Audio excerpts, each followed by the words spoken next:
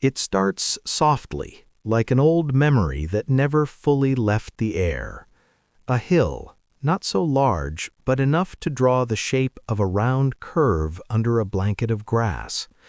There are flowers here, small, white, steady against the wind. The morning smells of clean soil and distant rain. Birds shift along the roots of old oak trees that lean close to the ground, as if they are listening to the quiet hum of the earth beneath them. At the heart of this hill is a door, round, green, wooden, painted carefully with care that could only come from someone who likes things in order.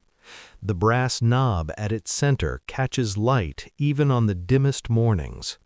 When the air moves, you can hear the slight creak of the iron hinges as the door breathes in rhythm with the day. That is how things are here, quiet, simple, already content. Inside the hill is a home, the kind that feels older than it looks, comfortable because it has been lived in, not because it is rich.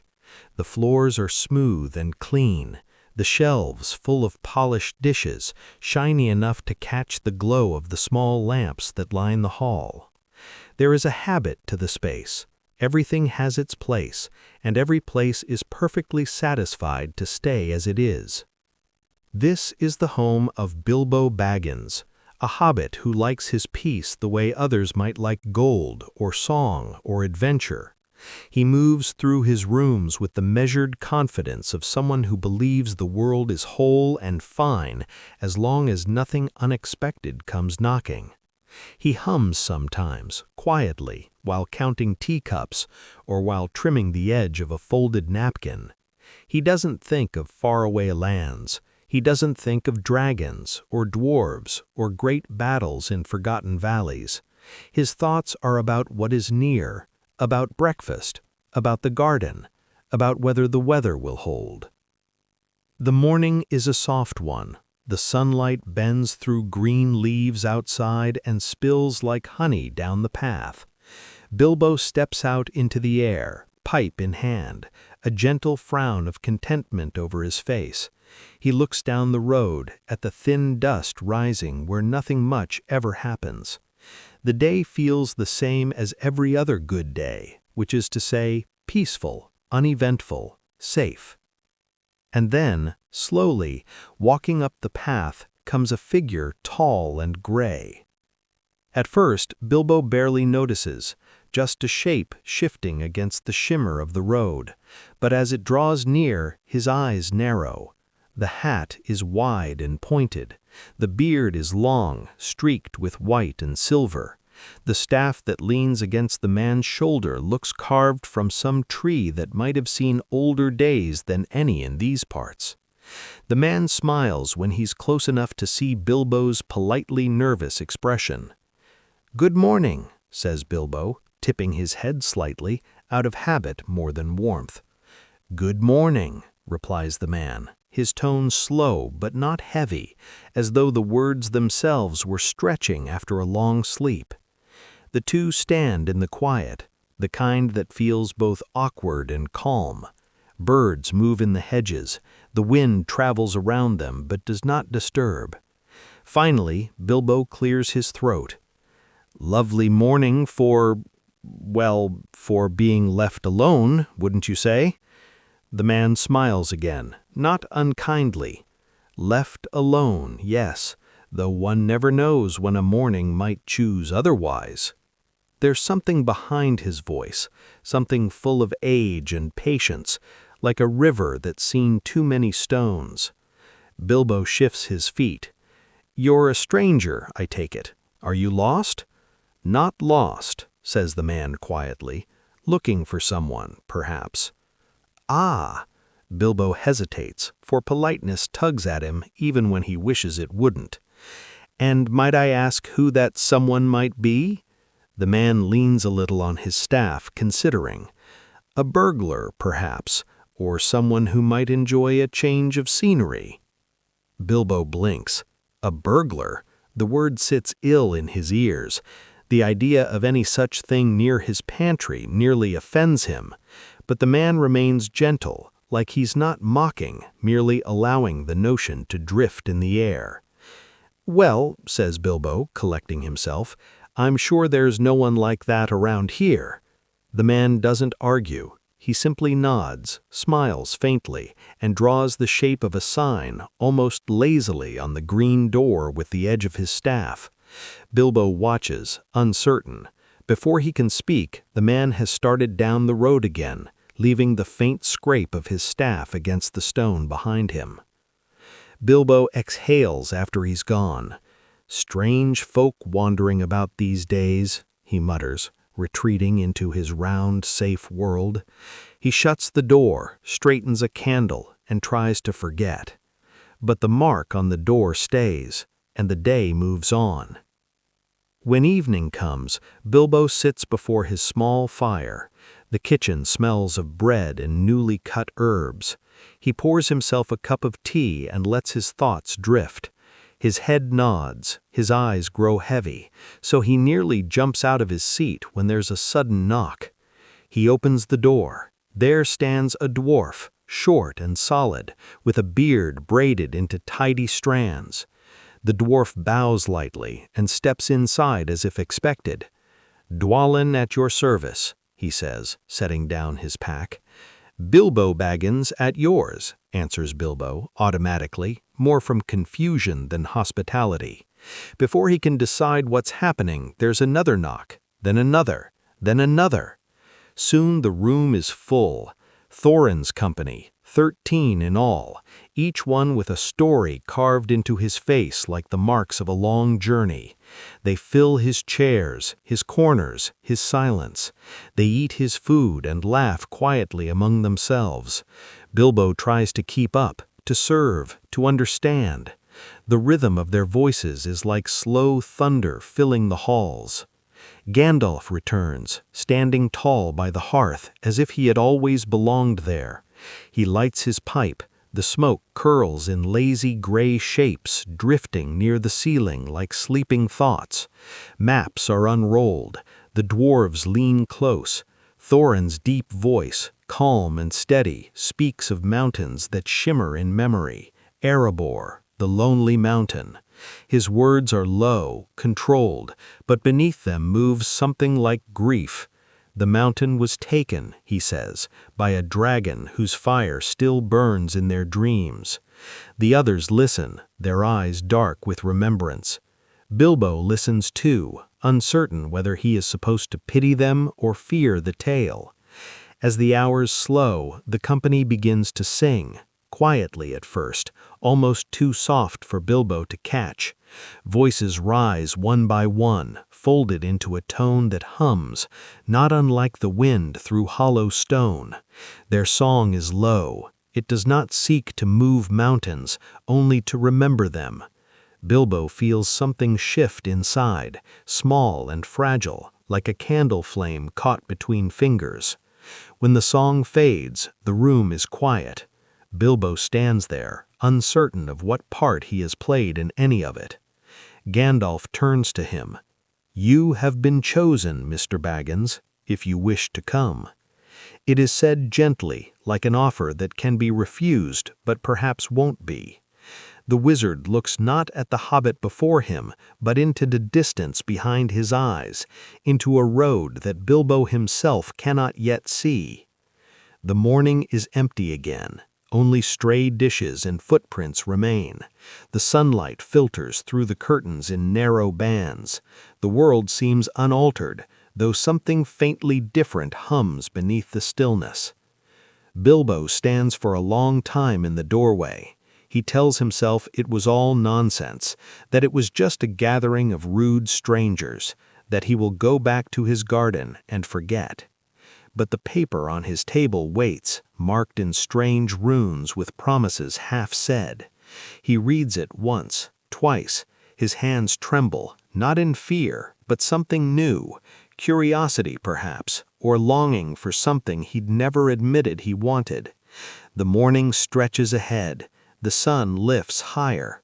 Bilbo takes a breath, and another. Then, without another word, he grabs his walking stick, forgets his hat, and hurries down the path. He runs past the hedges, down the bend in the road where the trees gather in shade. His breath comes quick, his steps light. There is laughter at the edge of his breath, mixed with disbelief. Over fields and under sky, the road stretches out. The world opens a little wider with each step. He does not know the hardships ahead. He does not need to. What matters is the present rhythm, the steady pull of the path beneath his feet, the slight ache of movement, the thrill of distance already forming between him and the door that defined his life. The air smells of rain. The soil grows damp as the mist thickens beyond the horizon. Somewhere far ahead waits the company of dwarves and the tall figure in gray. But for now, there is only the sound of a lone traveler walking. The morning has grown wider. The air hums faintly with the distant voices of waking fields. Far behind, the hill of Bag End lies half hidden under the gentle folds of the land, already fading like something remembered instead of something seen. Bilbo Baggins walks, a small figure in neat but dusty clothes, his breath steady, his heart carrying a weight that is not quite worry and not yet wonder. Ahead, the road curves through low meadows where dew still gathers on the grass. Bare trees mark the last edge of the Shire. Beyond them, the ground becomes uneven, filled with the quiet cracks and turns of earth that is known fewer feet. Somewhere not far away, a lark begins to sing in short, careless bursts of sound. It feels too alive for Bilbo's sense of order, but he lets it be. He sees them before they see him, the 13 dwarves and the gray figure tall among them. They move slowly, their belongings tied in careful bundles, their boots already scuffed with travel. When Bilbo catches up, they greet him with surprised smiles, soft and not unkind. Thorin nods once, formal as always. So the burglar arrives after all. Bilbo manages a small answer. It seems I do. No one laughs. They simply adjust their pace, and the company grows by one small hobbit. It is not a grand moment. It happens the way mornings merge, one color fading into another. The road hums beneath, stones press underfoot. The smell of damp leaves begins to rise as they follow the bend of a small stream that follows them back. Gandalf walks at the front sometimes, sometimes behind, always calm, his figure a line against the light that moves like smoke. Hours turn slow, words become fewer. Even the dwarves who are given to murmured songs speak less as the Shire thins behind them. Hills give way to patches of open heath where wind whistles across the ground like quiet breath. Bilbo learns the rhythm of walking, the thoughtless movement of legs, the stretching of lungs, the slow acceptance that the road will not change for him. Each hour repeats itself with tiny, unmeasured differences, shifting light, a passing cloud, the occasional creak of leather straps or the clap of hoof-print somewhere off the trail. At noontime they rest. The dwarves unpack crusts of bread and bits of dried meat. Bilbo sits apart on a stone, nibbling carefully, watching the sky lean overhead. Clouds shape themselves into soft, great forms. They move, patient and unwilling to hurry. He finds comfort in them. When they move again, the light has turned gold around the edges of the hills. They walk until even the color begins to drain from the world. The ground dips, then climbs. Trees gather together as if whispering. The smell of pine thickens in the air. Night takes them slowly. The road narrows. They stop near a hollow beside an old birch trunk. Gandalf lights his pipe. The smoke drifts out in circles that look like fading moons. The dwarves speak in low voices, sharp to Bilbo's ear but strangely soothing, their argument as rhythmic as the rustle of leaves. He curls in his blanket and listens. The sound of their talk rises and falls like a stream. After some time it becomes something else, Not quite speech, not yet song, just echoes of voices shaping thoughts too distant to catch. Sleep comes in small pieces. The ground is uneven. The night is cool and full of strange noises, the cry of something wild far off, the tiny hiss of insects near the embers. Bilbo thinks of home, of tidy rooms and warm lamplight, then allows the memory to fade.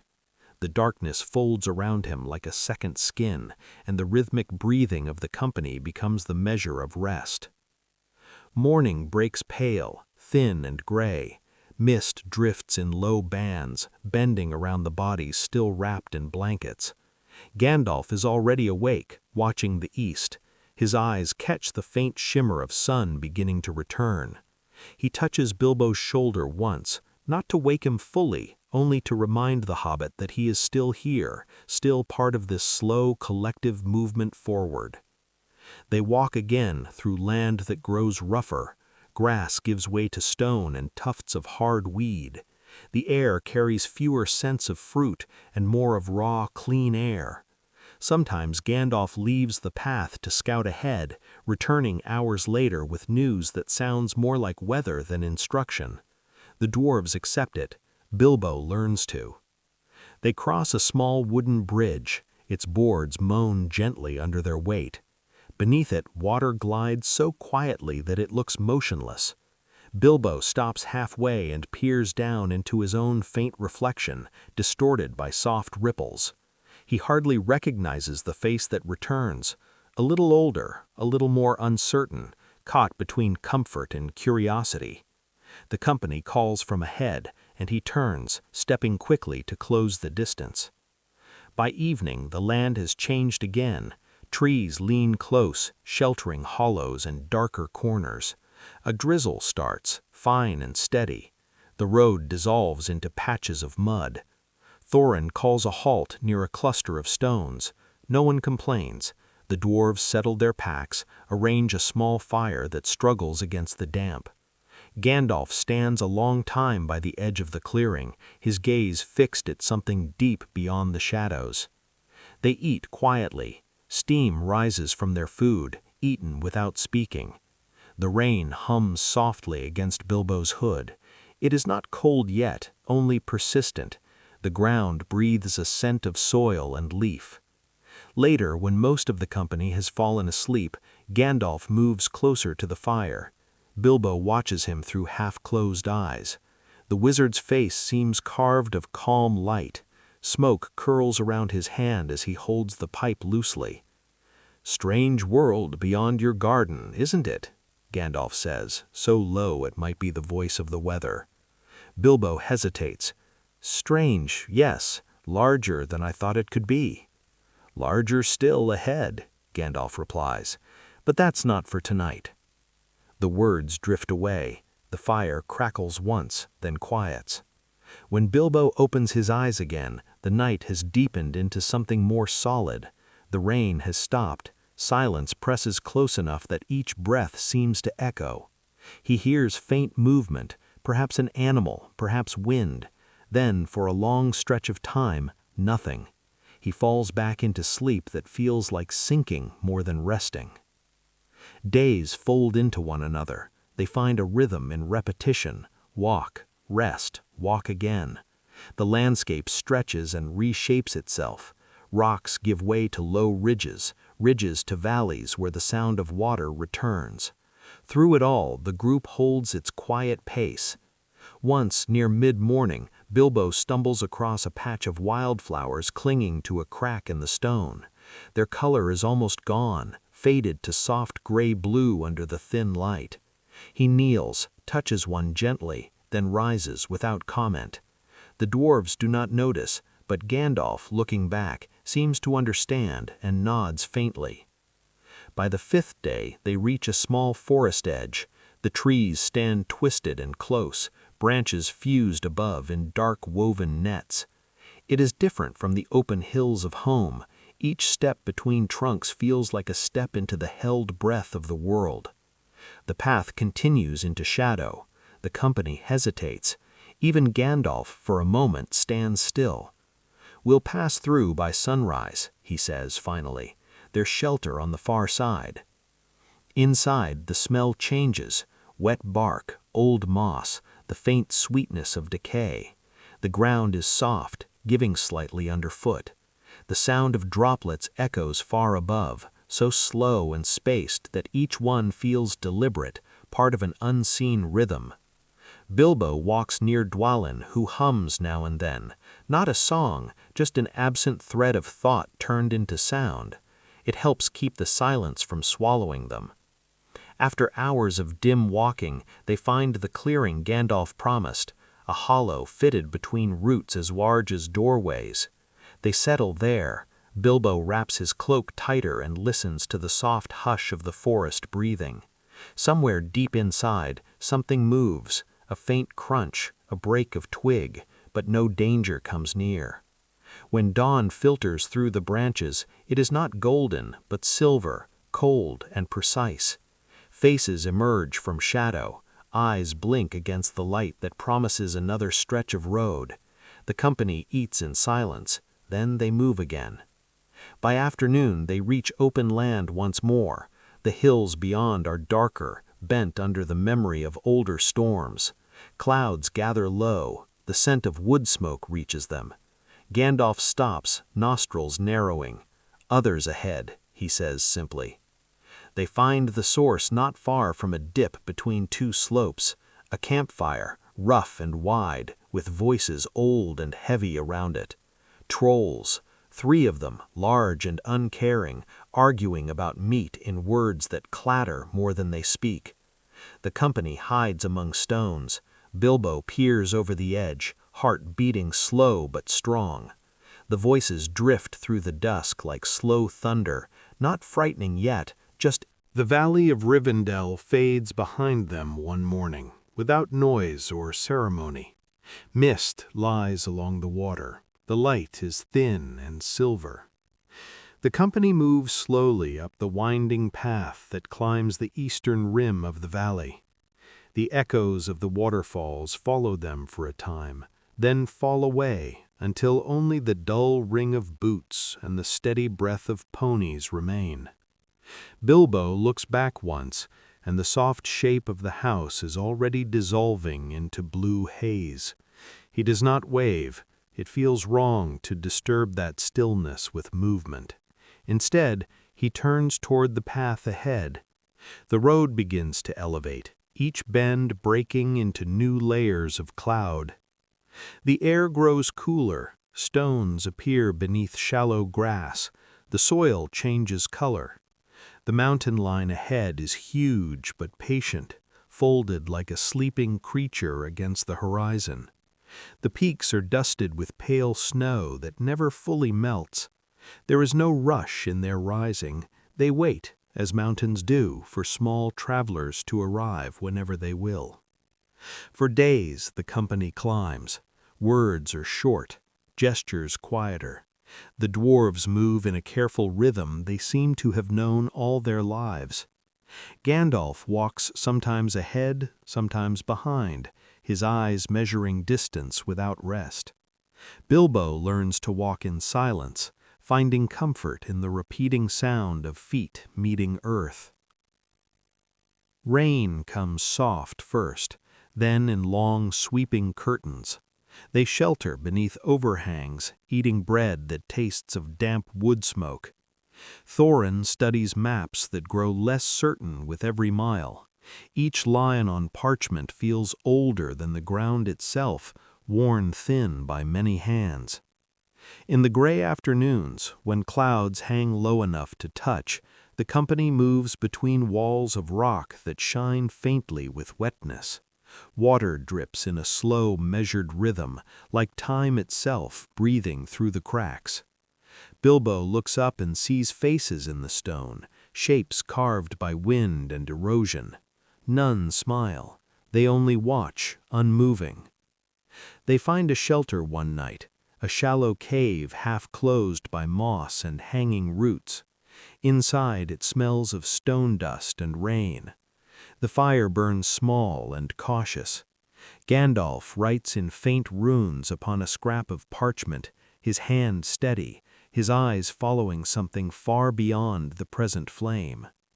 Bilbo sits nearby, polishing the small sword he claimed from the troll's hoard. It glimmers faintly each time the light touches it. He has begun to call it by no name at all. To him it is still a thing both foreign and necessary, an object that belongs partly to the world he left behind and partly to the one he has yet to understand. When the wind thins, you can hear the mountain murmuring, a long, soft hum that isn't quite a sound, more a vibration in the bones. Bilbo lies still, listening until sleep overtakes him. The next stretch upward is steeper. The company follows narrow ridges where fog hides both sky and depth. Steps echo but return too quickly, as if refusing to travel far. More than once, Bilbo stops to steady himself against rocks slick with hidden ice. The dwarves move ahead like shapes drawn from the stone itself. By evening, thunder begins to roll among the peaks, low at first, then growing until it feels closer than breathing.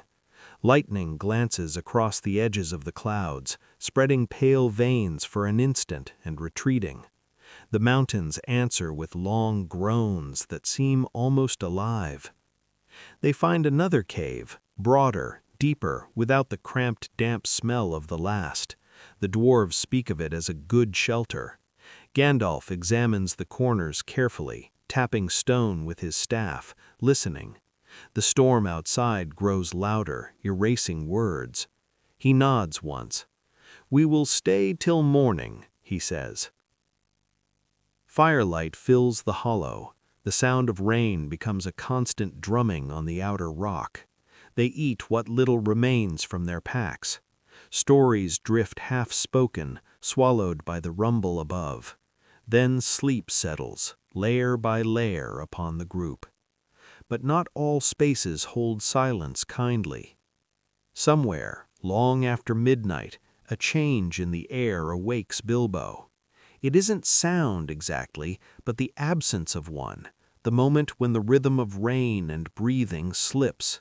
Then faint footsteps, more than footsteps, many small shuffling movements, soft and measured. A shape moves at the edge of the firelight, then another. Before thoughts have meaning, hands seize him, pull him downward into chill darkness. He hears the dwarves shout, short fragments of alarm, metal striking stone. Gandalf's voice cuts through once, bright as lightning, then the world folds into black. When awareness returns, Bilbo is alone in a depth of silence. The air smells of dust and something older, like iron that has never seen sunlight. His hands touch smooth floor, damp and cold. The faint upturn of tunnel walls glimmers. Far away a single torch sputters. He rises slowly, remembering the small sword beside him. Its blow is dim, enough to paint the surrounding air in muted blue light.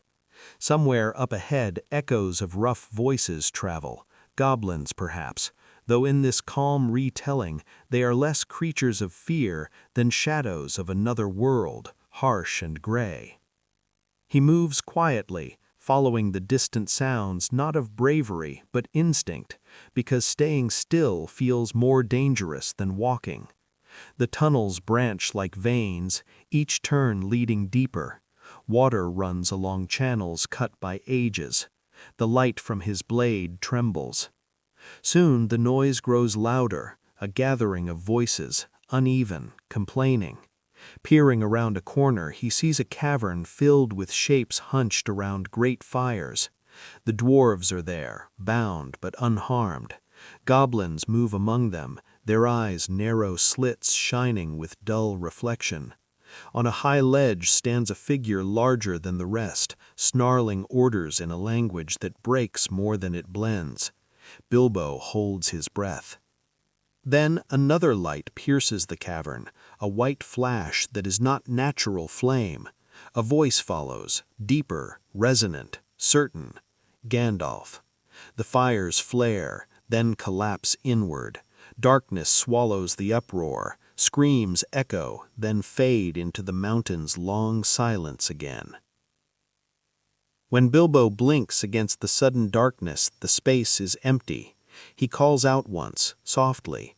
No one answers. He follows where the air seems fresher, his hands tracing along jagged stone until a narrow passage opens upward. He crawls, climbs, slips, continues.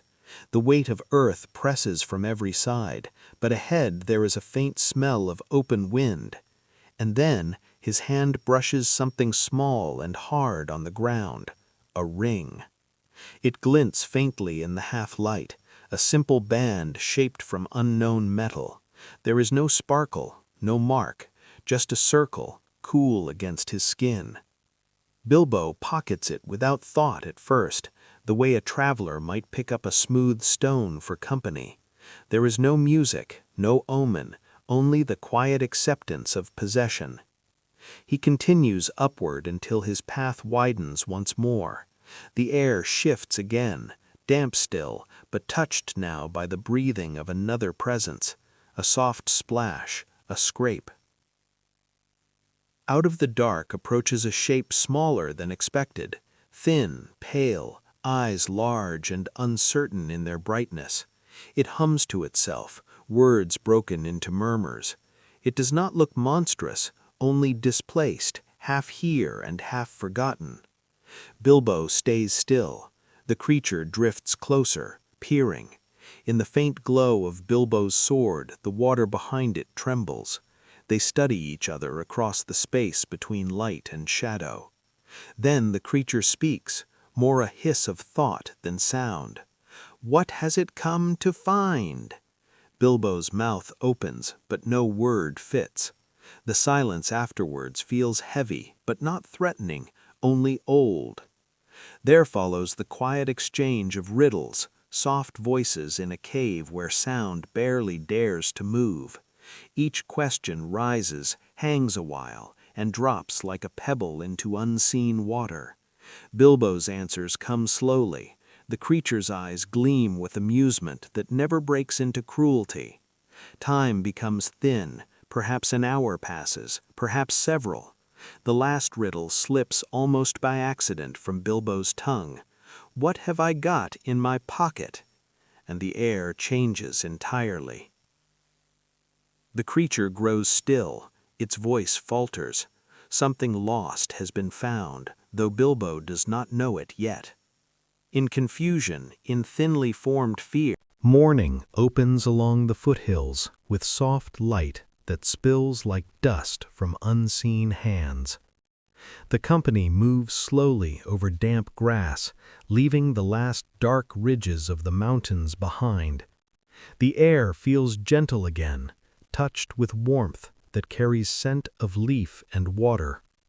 To the west, the peaks fade into silver haze. To the east lie open lands, still veiled in early mist. They walk without hurry.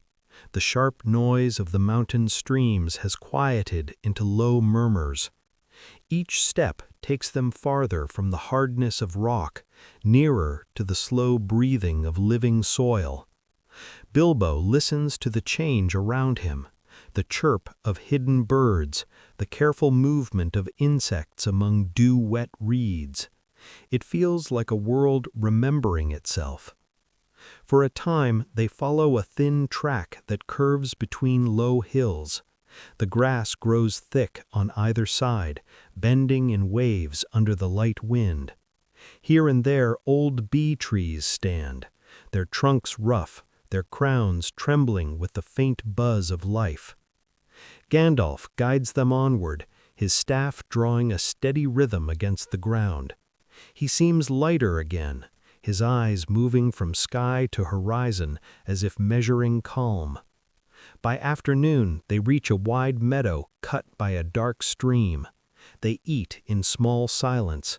The dwarves mend straps and check tools. Bilbo sits against a fallen log and lets the sound of water absorb thought. The clouds above drift easily, unhurried. It is the first peaceful day they have known in many. When evening begins, shadows creep long from the grass. They decide to move closer to the forest edge visible ahead, a black band stretching left and right as far as vision can travel. Mirkwood, though they do not yet call it by name. Between them and that darkness lies a broad stretch of empty field broken by old hedges and patches of wildflowers that have outlasted every gardener. As they cross the last slope, a sound rises behind them. Hooves, distant but distinct. Thorin stops, the dwarves turn. Out of the fading light gallops a shape larger than man or pony, fur catching the earth like burnished bronze. It passes close enough that the earth shakes. The figure atop it, or part of it, is blurred in the half-light, too large to be only beast, too wild to be only man. In a moment it is gone into the dim curve of the hills. Gandalf watches without alarm. "Best we rest tonight by the ford," he says. His tone holds a quiet familiarity. They camp near a shallow river. The night smells of clover and smoke. Bilbo lies awake listening to the steady pulse of water and the near rhythmic chewing of ponies. Beyond the dark, he hears heavier movement now and again, the crack of twig and the shifting of weight, felt more than seen. Yet there is no fear in it, only vast patience. Before dawn, the sound grows closer. A shadow looms at the edge of the light, broad-shouldered, shaggy-haired. When Gandalf rises, the shape pauses. His voice greets it quietly, as if speaking to weather or tide. The reply comes slower, deeper, rolling through the air like the first note of distant thunder. Bilbo cannot make out the words, only the temper, cautious, not cruel. At sunrise, the stranger stands beside their fire, no longer wholly beast nor wholly man. His eyes are dark and gentle beneath a heavy brow, his hands large enough to shape a dwelling from a tree. His beard catches dawnlight, his lips hold the faint amusement of someone long beyond surprise. "This is Beorn," Gandalf says. He cares little for travelers, less for company, but sometimes for cause. Beorn nods once. His voice, when it comes, is slow. "You smell of the mountains, and wear dust from the darkness under them. Few pass that way and breathe again." Thorin bows slightly. "We travel east, seeking our home." Beorn's gaze drifts to Bilbo. "And that one? Small feat for such a road." "A burglar of note," Gandalf offers, the faintest curl of amusement behind the calm. Beorn studies Bilbo longer than feels comfortable, then smiles, not pleasant, but kind. "Hobbit," he says, testing the word as if tasting unfamiliar fruit. "There are stranger shapes in my forests. You'll do no harm." What follows is not an interrogation, but a slow unraveling of stories. The dwarves speak little. Gandalf fills the spaces with steady truth told plain. Beorn listens, his expression unreadable, broken now and again by the rumble of quiet laughter. He leads them to his house at midday, a long wooden hall standing alone among fields of red flowers and buzzing heaves. Animals move freely, horses near the doorway, dogs that watch without barking, bees thick around carved posts. The smell of honey drifts on every bit of wind. Inside is warmth, low firelight, heavy benches, and the sound of bees beyond the wall. They eat fresh bread and thick cream. They drink pale beer sweet enough to soothe their throats raw from mountain air. Beorn speaks little during the meal. Only afterward does he stand and say, "Stay here tonight. Tomorrow I'll show you the way to the forest path. After that, it is your own road." The night at Beorn's hall is long but harmless. Bilbo dreams of rooms filled with humming and the warm pulse of wood beneath his hands. Once he awakes to hear heavy steps outside.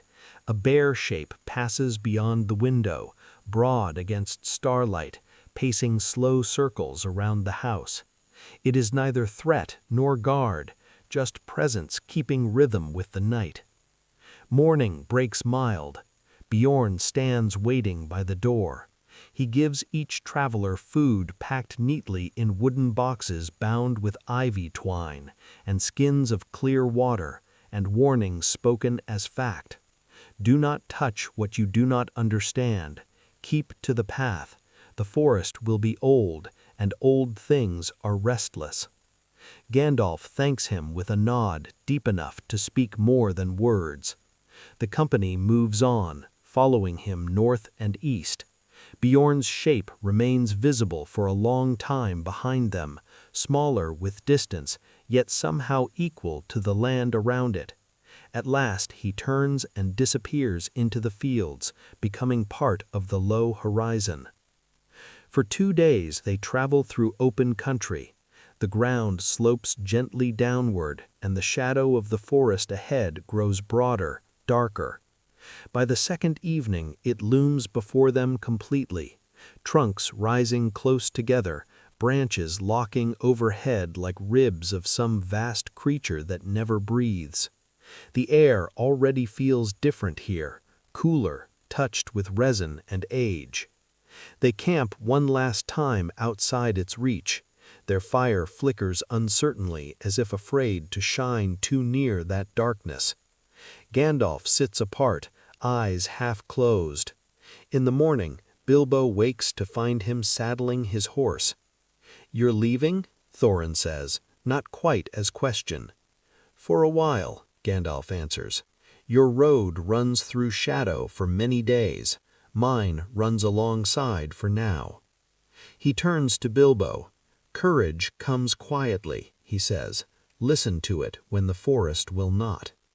Then the wizard is gone among pale mists rising off the meadow, staff tapping an even rhythm until sound fades. The company stands before the entrance of Mirkwood.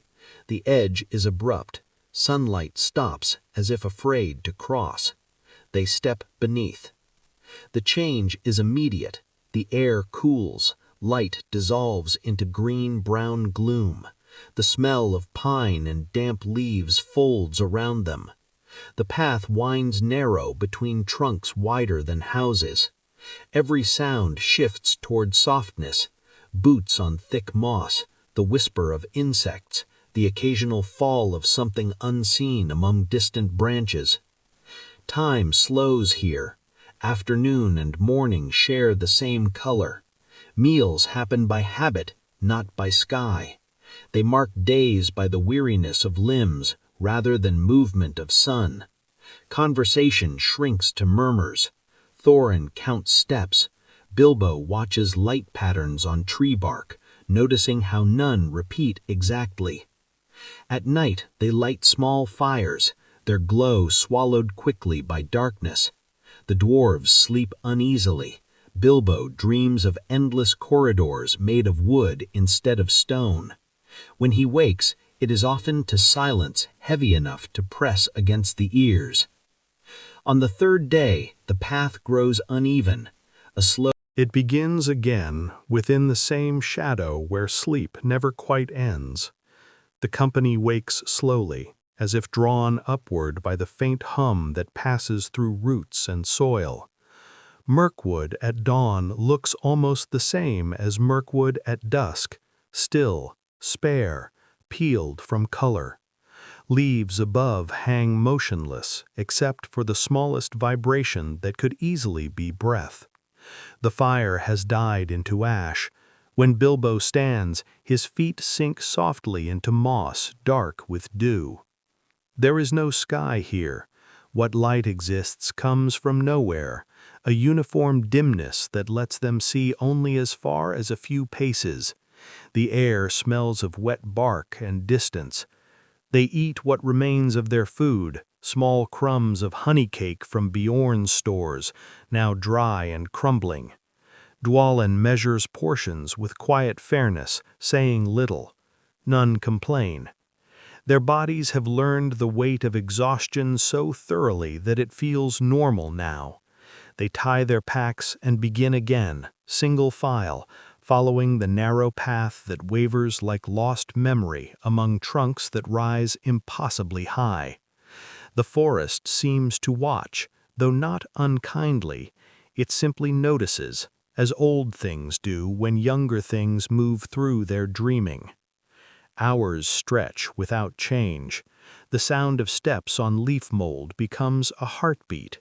Once Bilbo tries to hum, but the tune disappears before taking shape, absorbed by the thick air. It seems that sound itself fades faster here. After what might be a day, the path starts to climb. The air turns heavier. Faint threads hang down from branches overhead. They cling like silk. Thorin raises a hand to clear them. The thread stretches, sticks, and breaks with a whisper. He frowns, but keeps walking. Soon webs appear everywhere, across bushes, between roots, folded over undergrowth like fine transparent cloth. No movement at first. Then, far above, something shifts. A drop of resin falls. Another. The forest listens to itself. By evening they find a low clearing where trunks stand wider apart. The webs here gather thicker, shining dully in what passes for twilight. Bilbo touches one. It trembles, giving off a faint sound, almost a note. He pulls his hand away slowly. Sensible fear stirs somewhere, but even that is heavy and quiet. When darkness comes full, they attempt to fire, but no flame lasts long. The wood smolders reluctantly. The air feels thicker. Bilbo lies among roots, half asleep, half waiting. The calm around him deepens until it is nearly another form of sound, low and constant. Then movement, soft and deliberate among the branches. Shapes descend, thin, almost weightless, threads sliding behind them. Great spiders, gray-white under faint light, their bodies moving with patient order rather than violence. Bilbo feels the space close in as webs lower around sleeping dwarves. It happens not quickly, not loudly, but like mist rolling downhill. He raises his small sword. Its glow spreads a pale circle that touches silk and dark limb alike. The nearest spider hesitates, its many eyes reflecting blue light. Bilbo moves carefully, cutting one thread, then another. The motion is slow, steady, each slice releasing faint sighs of breaking fiber. Thicker ropes drop away. The spiders retreat with almost polite caution, fading upward into dark. When the last strand falls, the dwarves wake, confused but unharmed. No fight, no chase, only the hush returning as if nothing had broken it. Thorin looks upward once, then lowers his gaze. "We move," he says. His voice carries no anger, just conclusion. They walk after that in nearly complete silence. The webs grow fewer. The air thins a little, though the darkness remains. Bilbo feels lighter without knowing why. Perhaps danger, even when silent, once past, leaves behind a small clearing in the spirit. The next change comes as a faint light somewhere ahead, a steady underglow, silver on green. They follow it and find themselves before a line of fading lanterns hanging between trees. The shapes that move beyond are taller, slender, built of calm motion. The elves of the wood watch without confrontation. Their language flows like water withheld behind stone, tones low, words mild but distant. Thorin steps forward. "We seek food and road." One elf replies with measured politeness. They indicate a direction deeper into the forest. Bilbo hears the sound of doors opening, timber against timber, soft, and they are ushered through passages grown rather than built. The halls of the wood elves breathe in half-light. The air carries faint scent of pine and river. Water glides through narrow channels along the floor, glassy and slow. The company is led across small bridges to a chamber bound by woven roots. There they are asked questions in tones more curious than harsh. Thorin answers briefly. The guards listen without reaction. Minutes pass like hours, then the elves nod and depart. The company is left in a quiet enclosure not meant for punishment, not yet for comfort. They rest again, uncertain whether they are guest or captive. Bilbo, too wakeful for stillness, explores what he can. Walls curved like living bark, faint green veins of light moving through them. A ceiling drips occasional pearls of water that vanish upon touch. The air itself seems to pulse lightly, echo of unseen music. Time softens. Meals come and go, quiet attendants leaving bowls of cool fruit and transparent bread. The elves speak little. Thorin becomes withdrawn, his face turned inward toward thoughts of mountain and exile.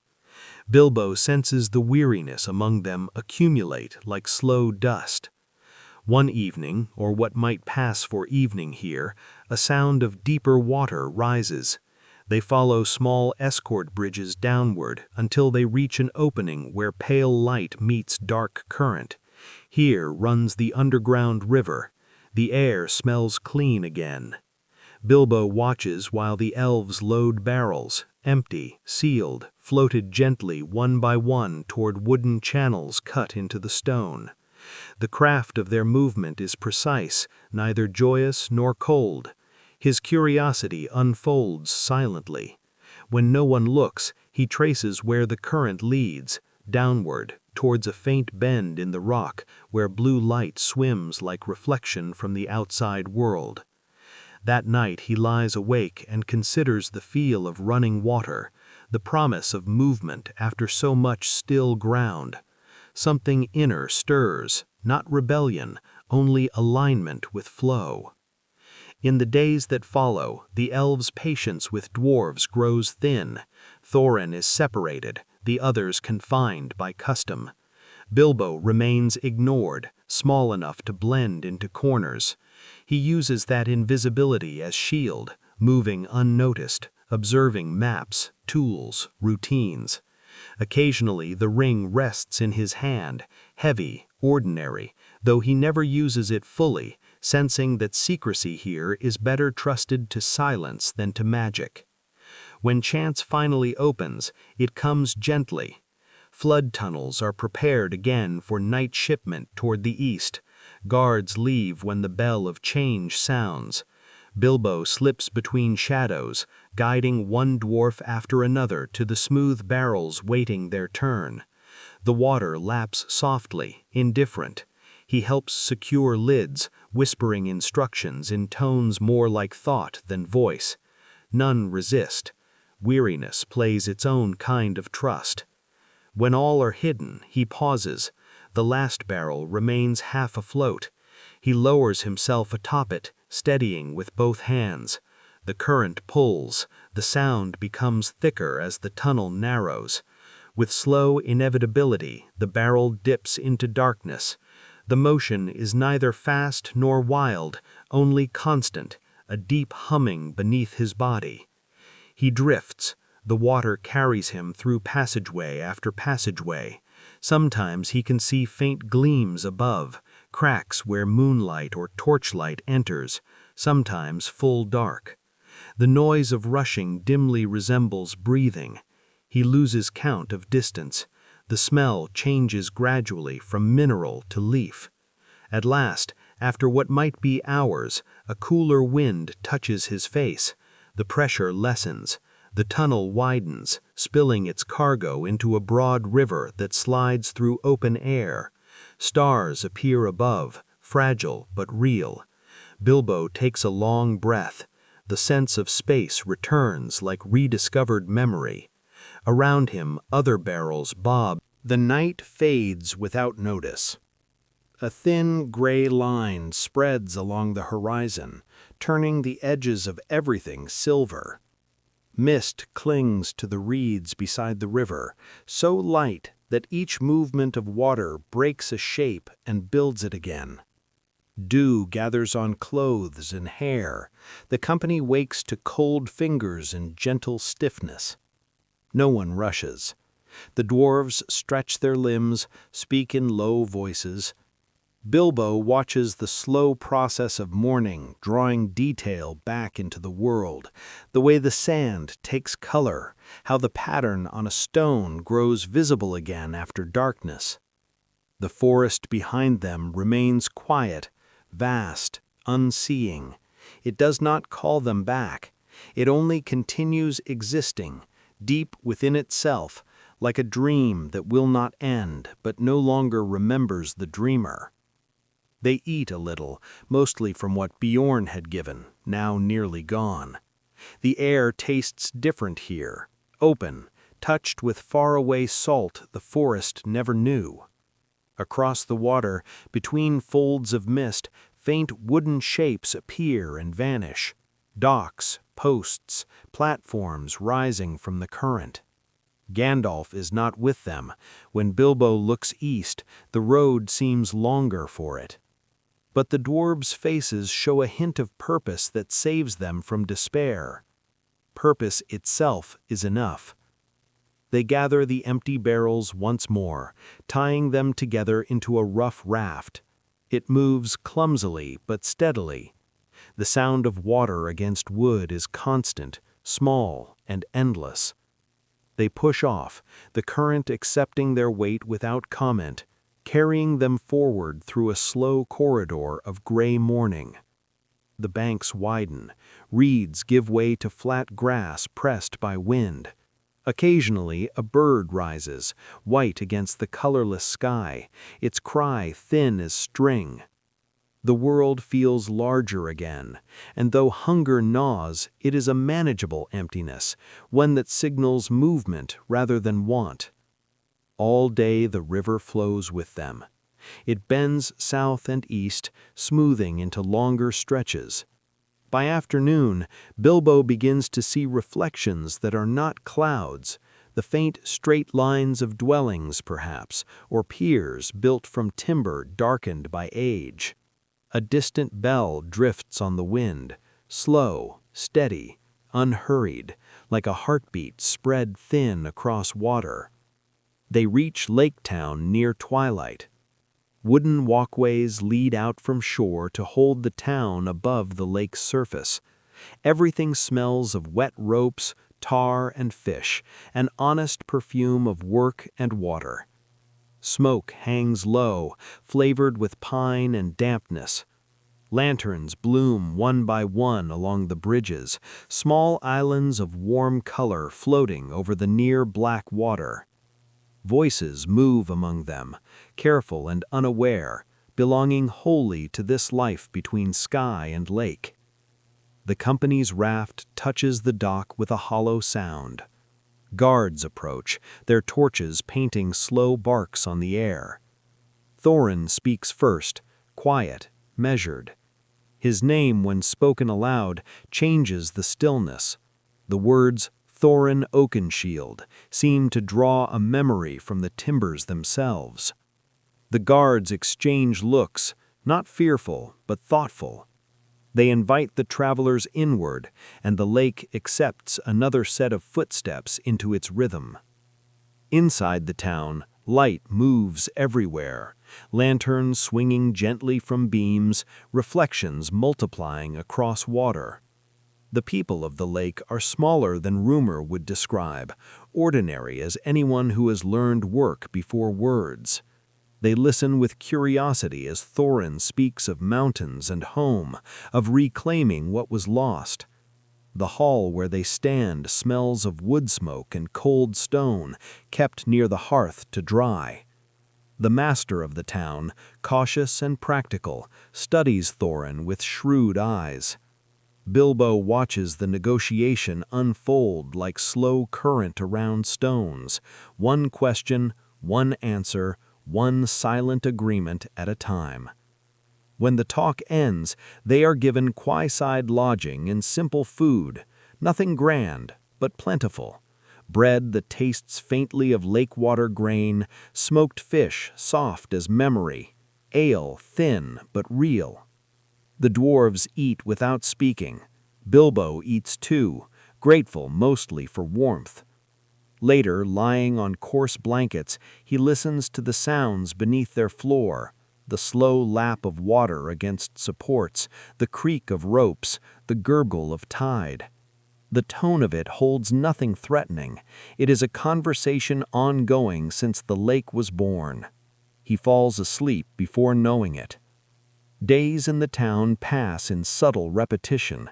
The people grow friendlier once the tales turn outward. Children peer in from doorways to glimpse the travelers who walked under mountain and forest. Bilbo smiles softly at them, unsure whether to enjoy the attention or hide from it. Boats are repaired for the company, their hulls filled with provisions, salted meat, hard biscuits, clear barrels of water. Every act of preparation feels deliberate, slow, as if time itself has stretched to allow rest before resuming its long pull. Thorin stands often on a small balcony near their lodging, looking north where the lake narrows into river again. Behind that gap lies the mountain, though distance hides it most days in haze. When at last they depart, the town watches quietly. Some faces show hope, some relief. The oars dip smoothly. The boats, small against the lake's immensity, glide outward until sound melts back into the large hush of open water. The lake mirrors a newly clear sky, faint blue mixed with diluted gold. Waves break in ordered patterns. The wind rises, but only enough to give direction. It fills the breath with taste of cold iron and pine, a reminder that stone waits ahead. By evening, the outlines of steep cliffs appear beyond the narrowing northern edge. Mist curls there like smoke. The dwarves' voices drop into murmurs. Even Bilbo feels awareness sharpen. The river that leaves the lake sounds stronger, echoing between sheer rock walls where the sun no longer lingers. They pass under a narrow arch carved by centuries of water. The current quickens. They guide the boats close to shore, the oars dipping quietly. When they finally draw up to a small bank of gravel, the air carries different scent entirely: dry soil, burnt grass, metal stone. They pull the boats ashore, tie them to roots, and begin to climb the small rough path that rises before them. Beyond the last ridge, the mountain appears at last. It stands enormous, but the sight is not loud. Even the dwarves fall silent, not for awe, but for comprehension. This is what has drawn them all this time. Smoke, faint but constant, drifts from a hidden cleft. The slopes are bare, stripped of tree and grass, covered only in gray rock that shines when light passes over it, like the skin of cold steel. There is no music here, only long resonance of wind blowing over hollow places. They make camp in a shallow dip surrounded by fallen stone.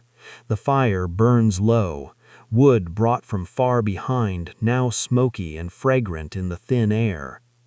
No one speaks much. Bilbo sits apart, looking at the curve of the lake below, now distant and small, a pool of pale reflection pinned among darker hills. It seems impossibly far, like a memory from another life. The next morning they follow the old path to the mountain's base. Each step echoes faintly. Old markings scar the stone, runic letters eaten by time, stakes of forgotten scaffold still clinging to crevices. The main gate they seek lies north, half hidden behind a fall of gravel and moss. Its arch remains intact, carved with patient symmetry. The air here holds warmth without source, the faint breath of something sleeping deep within. They do not enter. Instead, Thorin leads them to the western slope, where legends speak of a smaller door, secret and high. The climb takes most of the day. Hands scrape on stone, the wind grows thinner, sharper, filled with fine dust tasting faintly of metal. At last, they reach a narrow ledge. There, concealed by hanging ivy and age, lies a break in the wall, a door carved so precisely into mountain that it is nearly invisible unless one seeks it. Around its edges, faint runes glow when light touch them, the language of Durin whispered into stone before memory began. They set camp again. The sun moves behind. Morning opens thin and still along the ledge. Wind curls between cracks, drawing faint music from the rock. The company wakes slowly, each movement measured, as if afraid to disturb the deep illusion of peace that hangs over everything. The mountain stands above them, immense yet unmoving, its top veiled in drifting silver. There is no visible smoke now, only the smell of stone warmed by a sun too far to see. They eat a quiet meal, bread dense with age, water from a skin cool to the tongue. Words are scarce. The rhythm of effort, learned from long march and longer silence, has taught them to waste nothing, not even conversation. Bilbo moves softly among them, his steps muffled on dust. The wind carries the faintest sound from below, the lake's small waves breaking against unseen stone, rhythmic and patient. Everything feels suspended, waiting for a signal that may or may not come. By noon, the sun leans behind thin cloud. Balin studies the doorway again, running fingers over carved runes half buried beneath moss. Each mark gleams faintly when light touches it, yet never bright. They search for keyholes, hinges, any weakness. Nothing obeys them. The stone holds its secret with calm certainty. Thorin stands apart, gaze strong but inward. He does not speak except to direct small tasks, set watches, move packs, lay blankets in a line. After so many weeks of motion, the stillness feels heavier than the miles that came before. Days repeat. The sun rises, falls, and leaves cold behind. They learn the patterns of shadow on the slope, how the cracks form into shapes, then lose them again. Bilbo's mind begins to map the silence, the faint whisper of air along rock, the irregular tap when loose gravel falls, the subtle tone of each hour's light.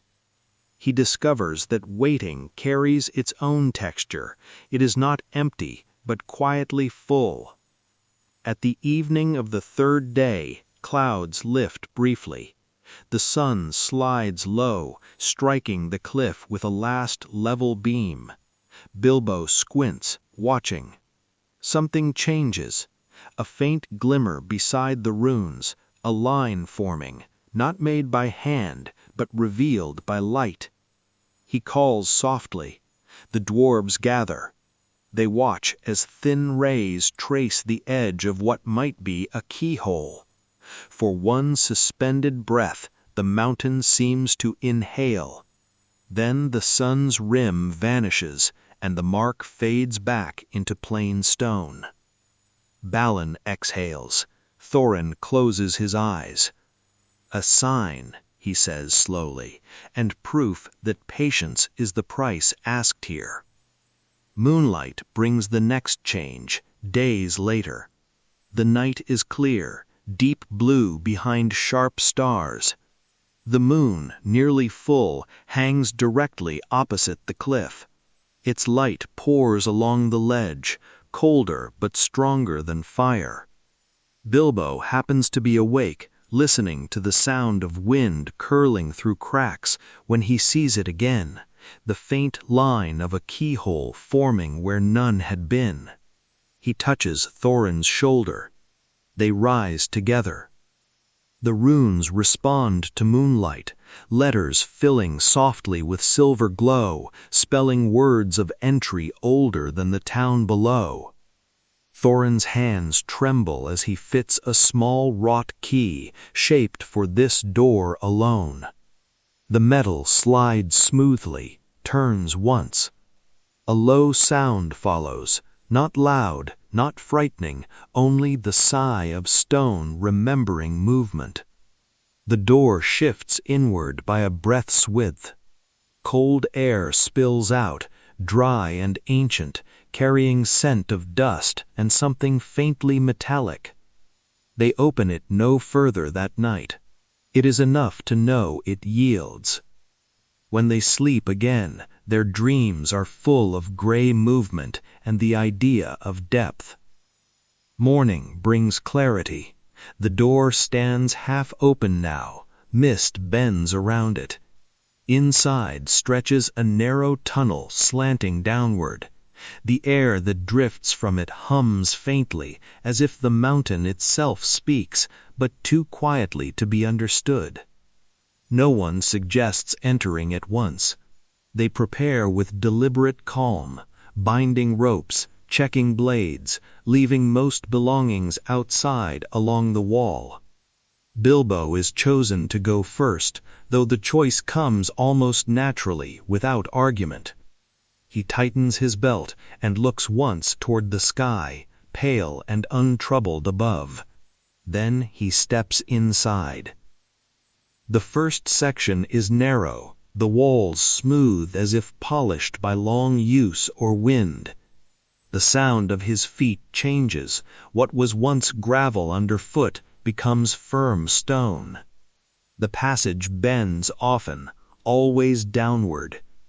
Soon the daylight fades to a thin ribbon far behind, and the glow of his small sword becomes the only proof of direction. The air warms slightly. Each breath carries the dry scent of iron and dust. He moves slowly, one careful step followed by another, his left hand brushing the right wall. Sometimes the tunnel widens into chambers filled with low hums, sometimes narrows again so that his shoulders touch both sides. The rhythm of descent is steady, a physical form of patience. At last he comes upon an opening broad enough to change the sound of air. He remains still, listening. Somewhere below, deep, deep down, a faint rumble sighs and stops. Not sound exactly, but presence. The mountain is not empty. He advances, small sword held low. The path leads to a vast hall filled with shadow. Stone pillars rise like tree trunks in darkness. Across the floor lie shapes indistinct and dull, coins, broken armor, fragments of gold dulled by dust, enough to shimmer faintly under stray blue light. Treasure, unmoved for ages. It spreads outward like dry water until the far wall disappears into night. Bilbo breathes slowly. The air vibrates once, then again. From somewhere deeper comes another respiration, massive, measured, a rhythm too long to belong to waking creature. Smaug sleeps, though sleep here seems an inadequate word. It is more a state between existence and dream, where each exhale stirs small avalanches among coins. Bilbo begins to move. He walks lightly over mounds of metal shaped by years into natural forms. Every step releases a soft chime.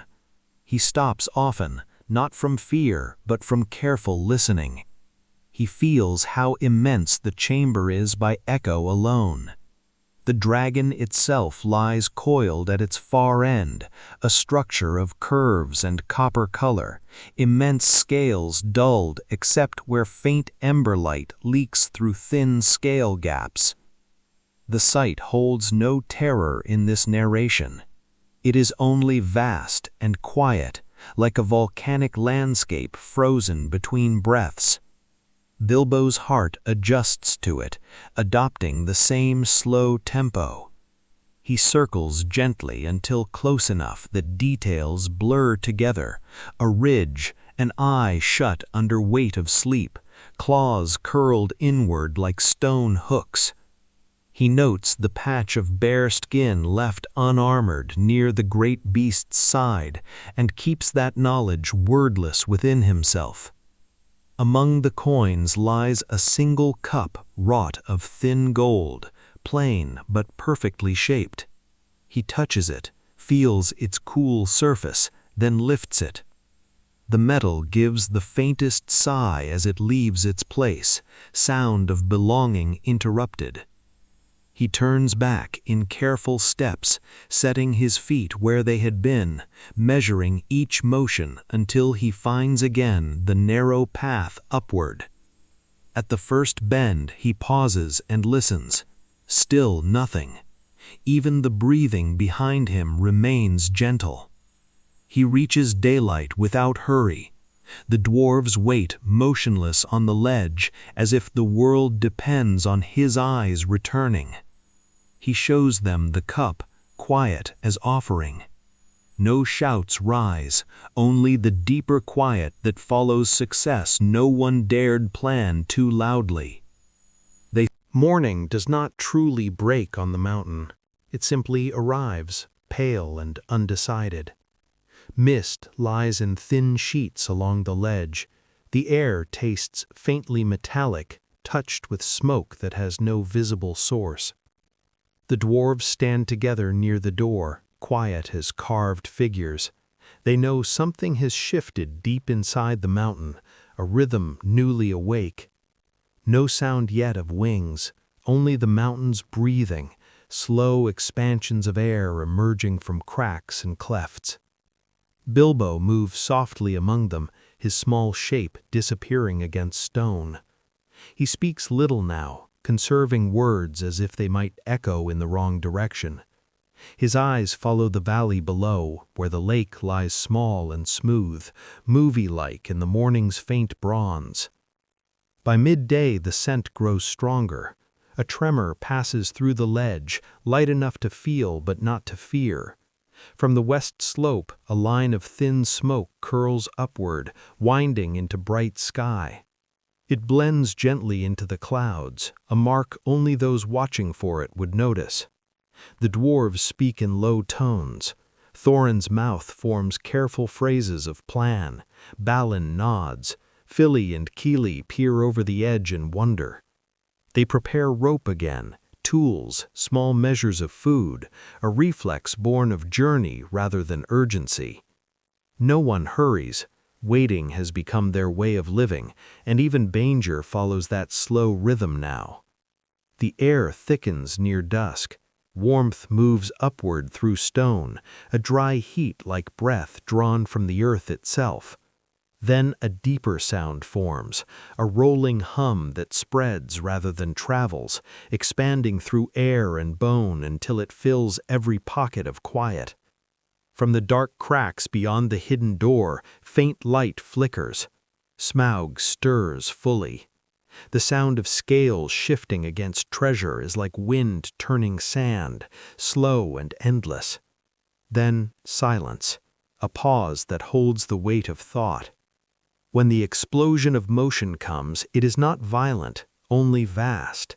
A gust of heat pushes outward, the mountain exhales. The travelers close their eyes, steadying themselves. Far below, red glow blooms through thin mist, reflecting off the lower cliffs in slow waves. It looks almost like dawn born in the wrong direction.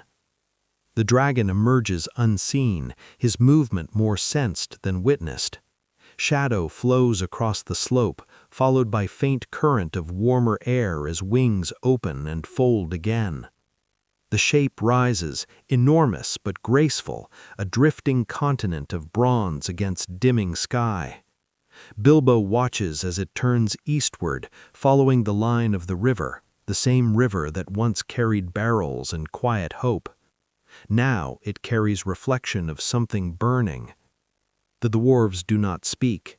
They stand together in the narrow wind, eyes tracking the distant spark that grows smaller. There is awe here, but it lives beside sorrow, not glory. They understand, without stating it, what lies beneath those wings. The town on the lake, made of wood and song, waiting under its patient lights. Night comes slowly. The valley, far beyond the foothills, begins to flicker. At first, it might be thought the lake catching stars earlier than expected. Then the color deepens, spreading like dye through water, orange, then red, then gold so bright it hums. No roar reaches them, the distant swallows sound, yet they know. Bilbo sits upon the rock, hands clasped, the warmth on his face soft but unreal. He has never seen destruction, and the calm version he witnesses now seems more like dream of fire than fire itself. Expanding circles of light mirrored upon the lake's surface, fading one into the next until all becomes a slow pulse of amber moving beneath black sky. The beauty of it hurts in a strange, quiet way. Behind him, Thorin lowers his head. The light paints his features in bronze, turning grief into patience. Around them, the mountain hums, echoing faintly with each distant brightness. They wait that way for a long time, unmoving, until even the glow begins to shrink and the night resumes its slow claim of color. When dark fully takes the valley, stars reappear where moments before nothing could survive. Only a thin thread of smoke remains, stretching like a mark drawn too faint to matter. The cold returns with surprising swiftness. The dwarves build a small fire of their own, more habit than necessity. Its flame trembles in the wind that drifts upward from the valley, carrying scent not only of ashes but of water, fresh again, cleansed by passage through ruin. They eat a little, more from need than appetite. No one asks aloud what becomes of the town. Each imagines something survivable, a few lights still burning on water, people moving as small figures between smoke pillars. The imagination comforts them, they do not challenge it with reality. Later, when they lie down on blankets spread thin, Bilbo keeps watching the faint shimmer far away. It reminds him of candles seen through mist multiplied by distance, unsteady but persistent. He closes his eyes and sees the same light behind lids, gentle and rhythmic. Sleep comes quietly, the kind that does not erase thought, but folds it inward where it can hum in time with breath. Morning brings strange calm. The valley looks almost ordinary from this height. Mist has returned to cover scars. The lake gleams silver once more, thin smoke unwound into atmosphere. The forest lines at its edge remain dark, still. Only birds fly oddly, in erratic, distant patterns. The company rises at first light. Thorin's voice is quiet, the older dwarves answer in short, certain words. Plans have clothed themselves again around grief. They will descend, explore the halls, seek proof that the mountain truly belongs to them again. Bilbo listens but says nothing. He gathers his small pack, secures the ring in his pocket, and ties the hilt of his sword close against his side. The entrance yawns cool and shadowed, the smoke that once drifted outward has gone. Inside, silence grows thick. They walk together, slow lines of movement within the same vast hollow Bilbo entered alone before. The dragon's absence feels immense, like emptied sea.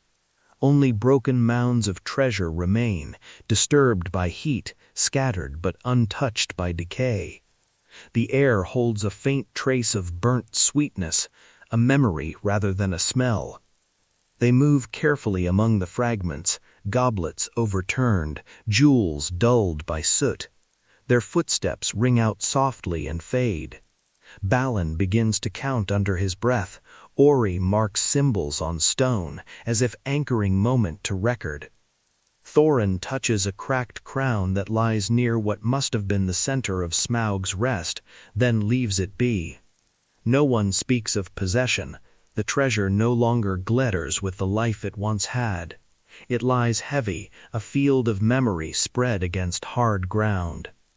In a far tunnel, wind slides past them, carrying a faint echo from outside, a whisper deeper than speech. Bilbo listens and thinks it sounds not unlike the water that first led them here, the same rhythm repeating through new spaces. He follows it toward the opening that looks east. From there he can see the valley slowly filling with ordinary day, edges softened by low cloud. The landscape holds a strange quietness after fire. No trace of flame, only a clarity that seems unfamiliar. The lake mirrors every shape with unnatural precision, as though aware that something significant has passed above its surface and wishes to remember it entirely. Toward afternoon, they rest beside an outer wall where air enters freely. The sun dips again, and light crosses the chamber in heavy beams.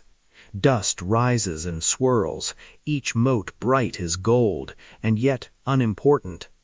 Bilbo watches it drift, the dance of countless small fragments moving in patterns no one guides.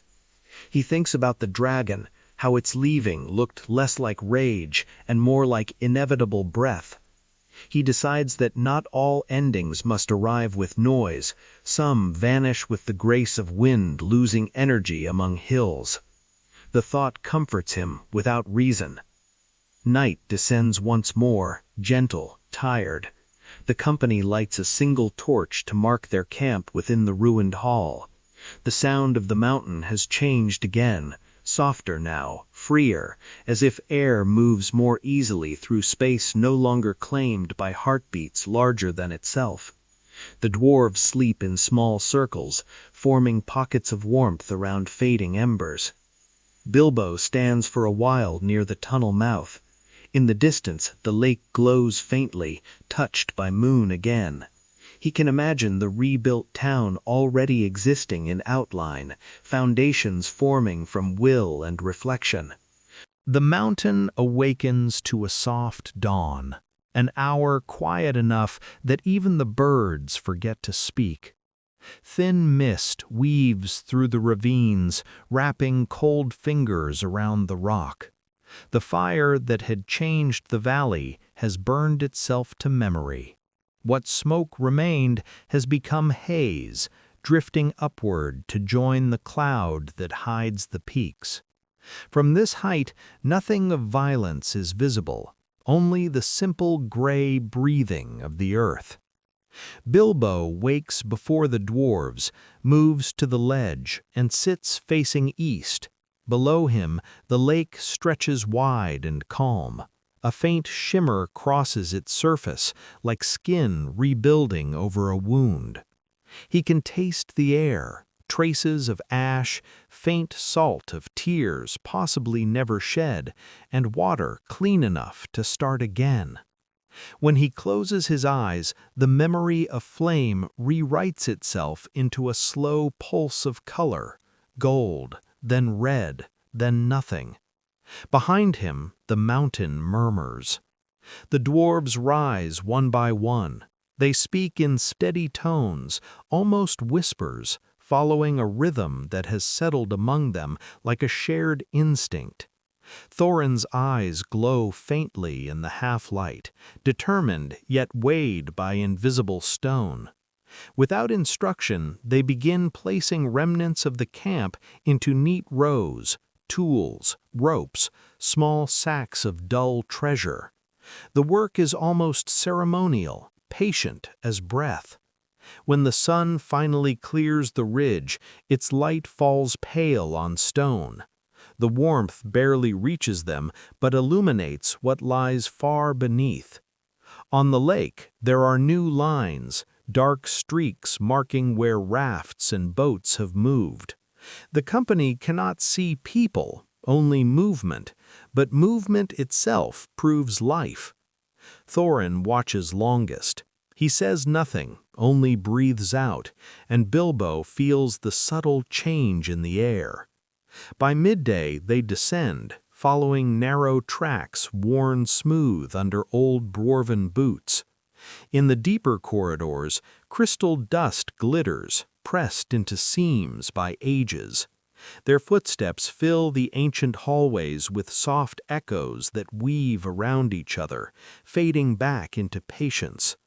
No song arises here, the mountain's new silence is too full already.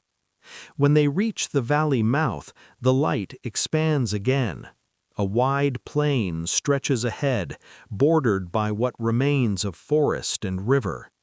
The river no longer smokes. Instead, it glows faintly, in steady motion, sliding through ruin back to ordinary purpose. They pause on a rise. Below, near the lake's curve, dark specks begin to move, groups of men and women walking together, collecting what can float, raising structures of timber and hope. Even from a distance, the pattern is clear. Repetition of hands carrying, lines joining, work beginning again. The sound reaches them later, muted by space, a low collective hum of rebuilding. It has no melody, only endurance. The dwarves watch in silence. Some bow their heads out of respect. No one claims victory, for victory has no color left to show.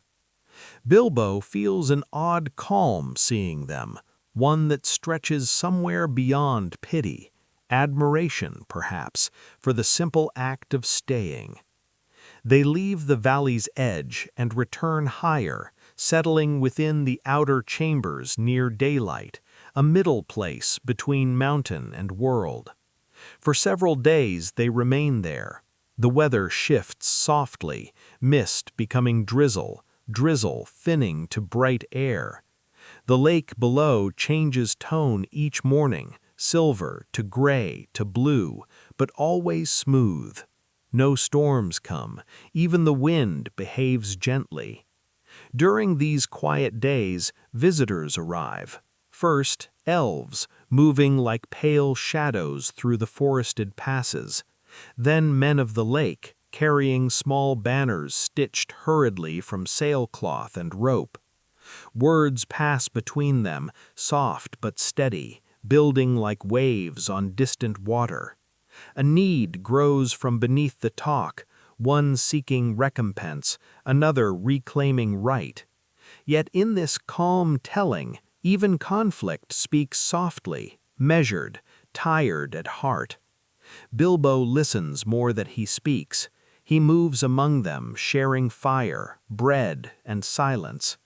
The elves regard him with mild curiosity, their eyes reflecting green so deep it feels bottomless. The men nod in respect, unsure what he represents, yet drawn to the steadiness he carries. He answers with gestures rather than sentences. Communication becomes a quiet between glances. At night, the temporary camps form constellations of light farther down the valley. Each flame, small and trembling, mirrors the stars above. Bilbo watches them until eyes blur. He cannot tell which lights belong to earth and which to sky. The feeling comforts him. News gathers more quickly than bodies. Rumor of the dragon's death travels east and south. The idea of treasure calls to restless ears. Soon, more feet press old ground, and armies shape themselves around stories rather than truth. But even this forming carries the slow rhythm of inevitability. Tents set in circles, banners raised without noise, armor dulled with dust and rain. The valley becomes populated not with strangers, but with possibilities waiting for instruction. Thorin changes during these days. The patience that once lived easily in him folds inward, replaced by focus that tightens every gesture. He walks the stone corridors often, fingers trailing along engraved walls, eyes narrow but bright. His words diminish, yet weigh more when spoken. Balin follows softly, always near enough to hear, but never to hinder. Bilbo keeps distance, sensing tides beyond his reach. Evenings bring meetings in half-lit halls, where the dwarves discuss numbers, paths, and gates.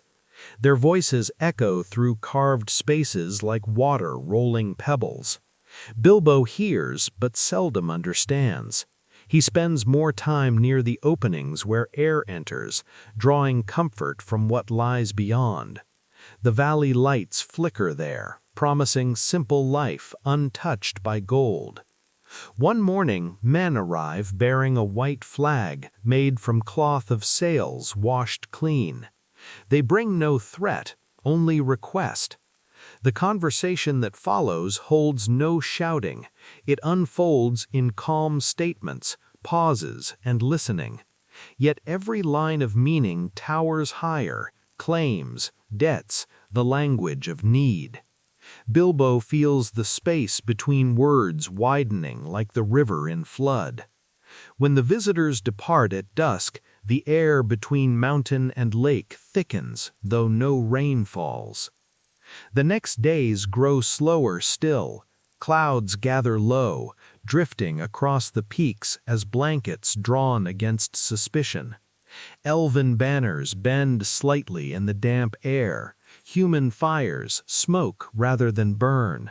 No blades flash, yet preparation hums beneath every heartbeat.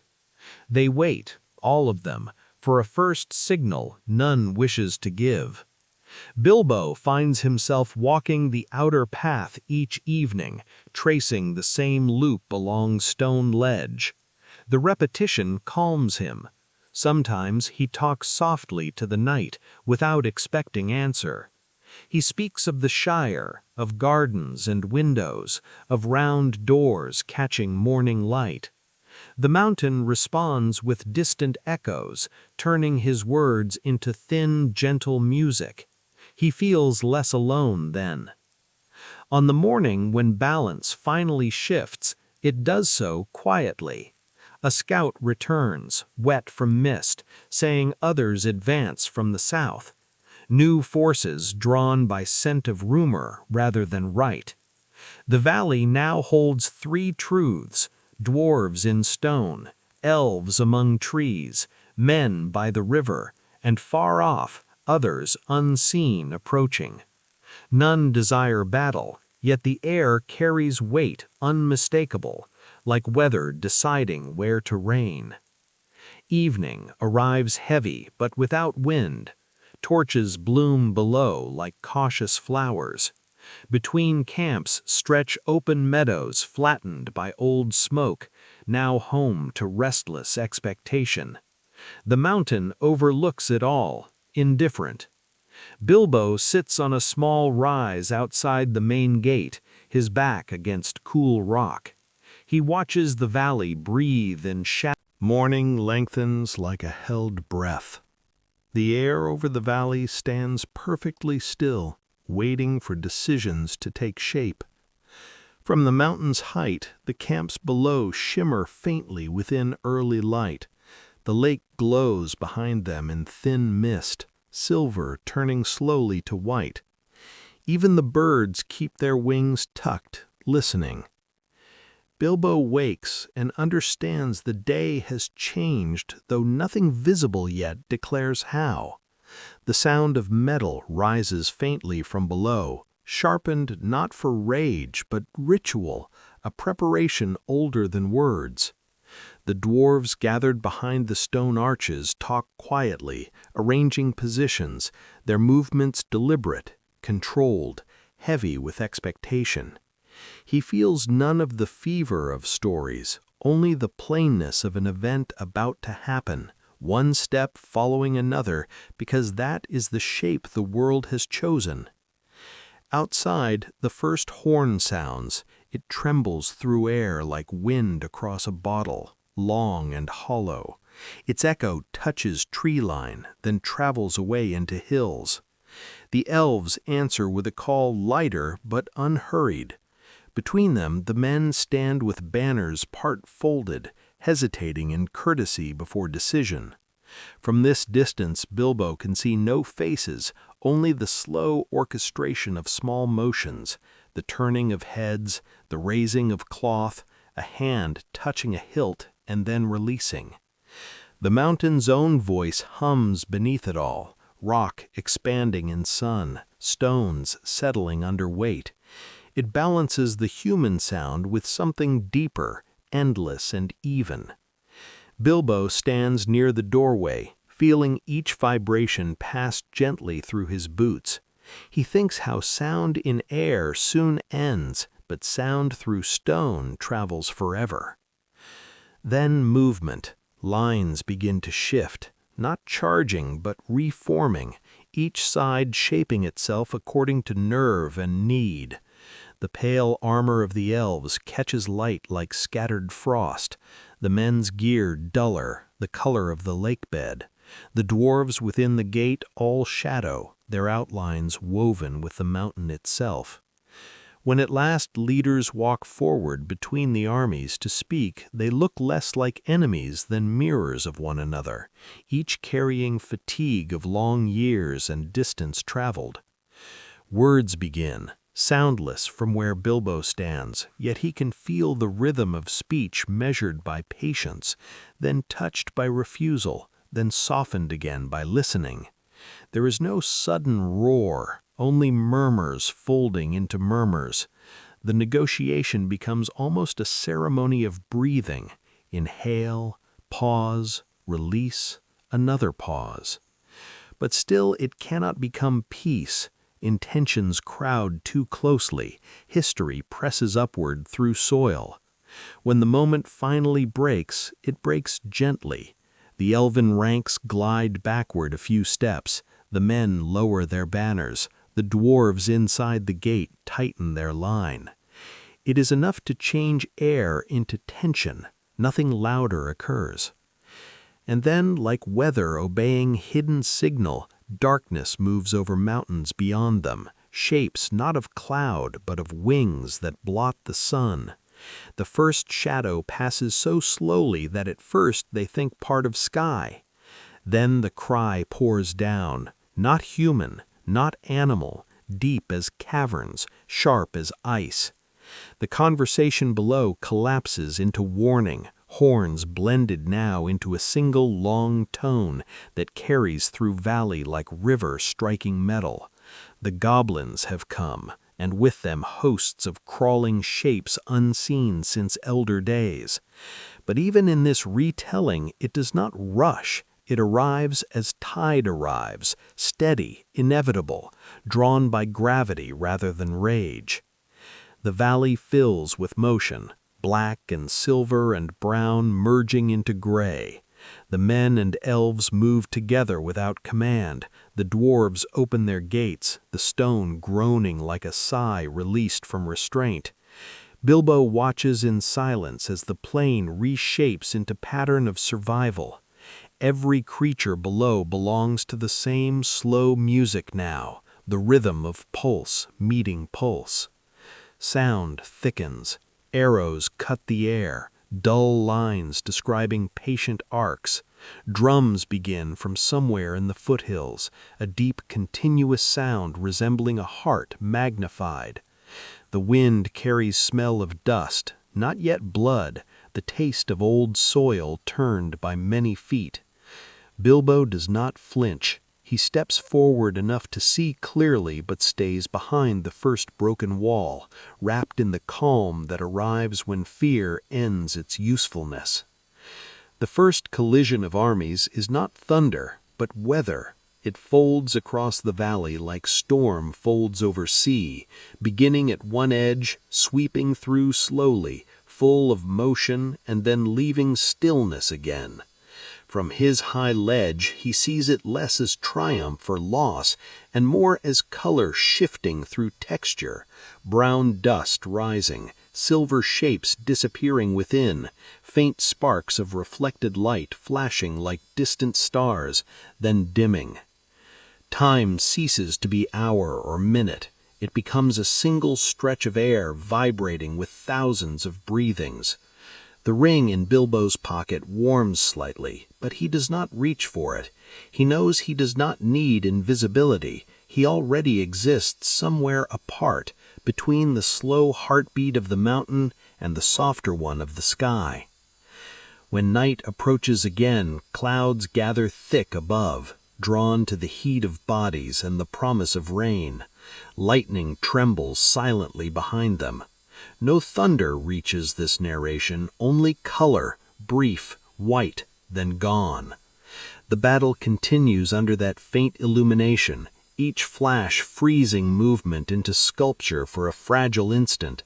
Elves bent in grace, men hidden under shields, dwarves unyielding, goblins spilling forward like shadow imitating shape.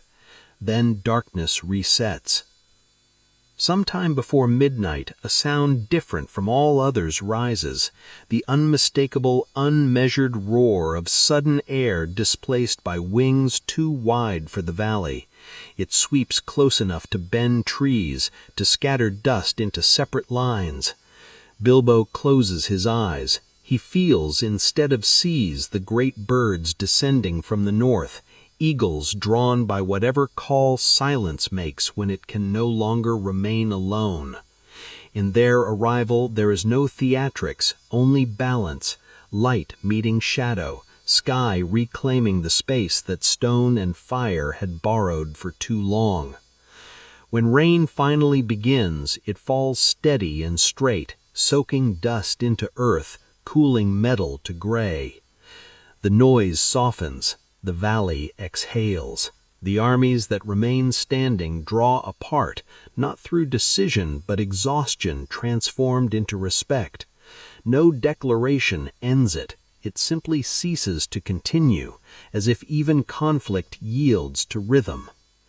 Bilbo walks among them in early dawn. The ground underfoot feels porous, gentle, already absorbing memory. Smoke curls off extinguished torches, mixing with low fog. He moves without aim, the ring untouched, his small steps parting puddles that reflect dull red and pale yellow remnants of fire. No cries reach him now, only occasional clatter of loose armor shifted by the wind. Around him shapes kneel, rise, tend, and carry without instruction. He finds Thorin later, inside a shallow hollow of stone. The dwarf's face is quiet, eyes following unseen lines on the wall. Their words are simple, few, weightless. Between them falls long silence that means every necessary thing. When Thorin leaves him to rest, the first hints of light touch the far ridge and turn rain into threads of silver. Days compress after that. No tally, no recounting, just the steady rhythm of healing, sorting, breathing. Elves build shelters of cloth and willow. Men dig graves not as duty but as a continuation of the same act of building. The dwarves carry what can be mended into deep halls. The mountain hums again with different music, hammer against stone steady but not proud, a lullaby more than an anthem.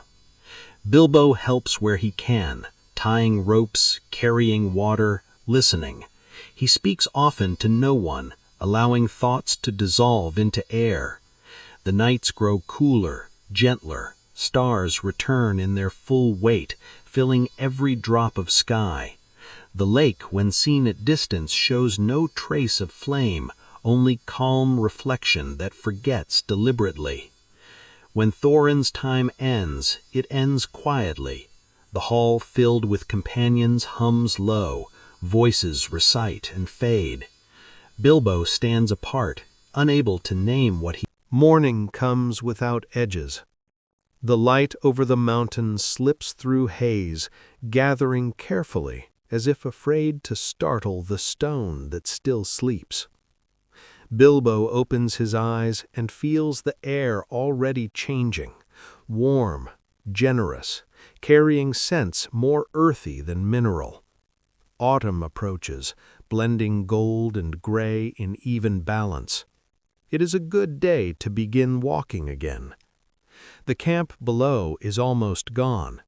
Elves have left their soft-lit tents. Men have carried supplies toward the plain. Only faint tracks remain, pressed into damp ground and filled now with puddles from night rain. Every mark begins to fade back into the same pattern of creation as before. Wind's designs, footprints of small animals, the round patches where grass will soon return. Bilbo folds his blanket, unties his pack with deliberate calm. The motions comfort him. There is peace in folding, in the clever fingers moving through simple duty. He eats what little remains of their provisions, flat bread, dried berry, and looks once more toward the lake that no longer smokes. Its surface is whole again, white clouds mirrored perfectly. He thinks of the people rebuilding there, and the thought feels warm, unpossessive. Across the water the faint structures of new homes rise as lines of hope, straight and modest. The dwarves prepare too. Balin and Dwalin move quietly, already deep in talk about tunnels and trade. Fili and Kili hum small fragments of song, their voices uneven but content. Only Thorin's absence marks the morning like a pause too respectful to fill. No one names it aloud. They have learned that silence can hold meaning more neatly than speech. By mid-morning, Bilbo stands ready. He bids farewell not through words, but through the slow placement of his hand on Balin's shoulder, a nod toward each remaining companion, and a small smile that means thank you in its own language. The road downward begins just beyond the ruined gate. He steps onto it, feeling dust rise gently around his ankles. The mountain does not watch him go. It simply continues existing, neither grateful nor indifferent, its role fulfilled. The first miles pass under gray light. Clouds drift low, following the same direction as his path. He walks with no company for the first time in months. It feels unfamiliar but not lonely, as though solitude itself is breathing quietly beside him, matching his pace. Every sound carries further now, the click of a small stone, the whisper of cloak against leg, the rhythmic beat of feet on packed soil. He passes the spot where the forest begins again, thin at first, then gathering. Mirkwood looks softer from this side, its shadows faded, its air sweeter. The great webs have long since withered, and sunlight lies in long, transparent beams between trunks. He does not hurry through. He walks as one greeting a neighbor he misunderstood once and now meets kindly. Leaves rustle above in a voice less secretive than before, acknowledging rather than warning. Nights are gentle. He builds small fires where the air is clear and watches sparks rise into dark like temporary stars. Sometimes he hums, not the dwarves' tunes, but small, aimless melodies that have no beginning or end. The sound comforts him, folding the day into sleep. After many days, rain arrives. It falls without wind, soft and cold. He walks through it rather than waiting. The forest glows at each droplet, moss darkens, mushrooms bloom, sudden and proud. He feels clean again, reduced to the simplest fact of movement through season. When the downpour ends, the air smells new, Stone washed, roots opened, everything breathing in relief. On a later morning, the trees begin to thin. The ground waves gently into meadow, and beyond that, soft lines of distant farm smoke mark horizon. He stops at the crest of a hill and looks outward. The world ahead carries colors he has missed: yellow straw, brown plowed field, roofs touched by sunlight smoother than gold. He realizes he has been away longer than he ever intended, but not longer than he needed. At noon, he meets travelers on the road, merchants walking with full carts, singing to keep pace. They nod when they see him, greeting with simple curiosity the small figure armed with little more than walking stick and worn cloak. He greets them with simple politeness, exchanging words about weather and crops. They move on, their voices fading gently into air.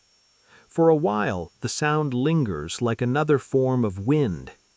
The road widens as it nears the edge of human lands. Bridges of stone replace makeshift crossings. Milestones appear regularly. Each one feels like a heartbeat of legitimacy, evidence that he belongs again to places built for smaller, steadier lives. At evening, he reaches an inn on the hill road, its windows lit amber, its scent of bread already drifting across path. He enters shyly, as if ordinary life requires permission. The innkeeper greets him without question, offering soup and soft chair by the hearth. He sits, eats slowly, and listens to quiet chatter of strangers whose stories matter only within these walls. The sound blends with fire crackle until the world outside becomes a dream free of purpose. Later, in his small rented room, he sleeps deeply. Dreams show no dragons or mountains, only ordinary scenes: rain on leaves, a door swinging gently, sunlight bending over garden soil.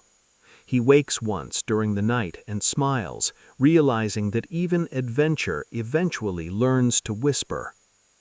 Days pass smooth and uncounted. Fields give way to open downs. Downs fall again into valleys shaped by rivers familiar to his memory. He comes across villagers mending fences, children running with dogs through half-harvested hay. Most ignore him politely, their minds on work. It comforts him to blend again into the flow of unnoticed living. One afternoon, he rests beside a low stone wall heavy with ivy. Across it lies a field of pale purple flowers swaying in breeze. He lies on back and watches clouds stretch into distance, forming shapes above his capacity to name. He feels neither loss nor victory, only existence extended gently. The clouds pass, the sun lowers. He walks on again, a figure blending with horizon color. Weeks turn this way: quiet steps, simple meals, clear water from streams found easily along the way. Autumn deepens, leaves along the road burn gold before drifting down with brief little sighs. The air tastes of apples and wood smoke, and every village he passes hums with slow preparation for colder months. He feels part of something ordinary, and that ordinariness renews him more than rest ever could. One morning he awakes to a hill that looks familiar. It curves gently upward, crowned with crests of trees glowing in sun. Memory stirs but waits. He walks onward until the path bends sharply left and reveals what lies beyond. Fields rolling into the heart of the Shire. There, among them, a green hill shaped round as comfort itself. Bag End. Its garden wild with late flowers, its smoke rising crooked but still faithful to sky. For a little while he simply stands. Everything feels smaller, closer, alive in a different rhythm than the vast world beyond. He realizes how he once called this small, yet it holds more space than he could ever need.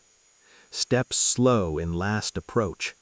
The door waits unchanged, round and beloved, brass knob gleaming carefully as if expecting his hand. He touches it, then knocks out of courtesy, half smiling at his own gesture. Inside, sounds stir, footsteps, surprised voices. He learns that in his absence, his home had been settled upon by relatives who believed him gone beyond return. But in this calm retelling, no quarrel rises. Words exchange lightly, belongings are sorted, laughter replaces confusion. By evening, the house feels his again, though lightly, as if shared with old memories watching kindly from corners. He cleans slowly over coming days, restoring shelves, opening shutters. Each act becomes a meditation. Dust scatters in beams of morning light, rising exactly as smoke did from distant fires, though here it smells of lavender and books. There is a time in life when the pattern of days smooths into a rhythm too gentle to measure. In that rhythm, morning no longer surprises, and night carries no fear of ending. Bilbo lives now within that rhythm, his round house breathing quietly with him, its walls full of sunlight and faint echoes of laughter once carried through. The seasons turn like pages already read, but still beloved. Each one begins before the last is finished, overlapping kindly. In spring, small flowers edge the garden path.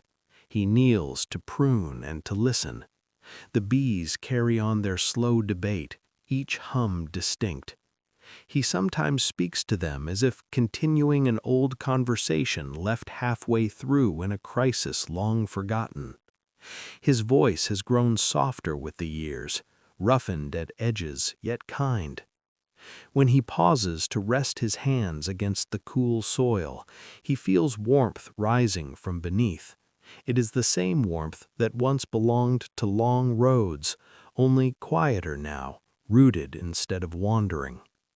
By summer, ivy drapes the windows. Inside, air smells slightly of mint and ink.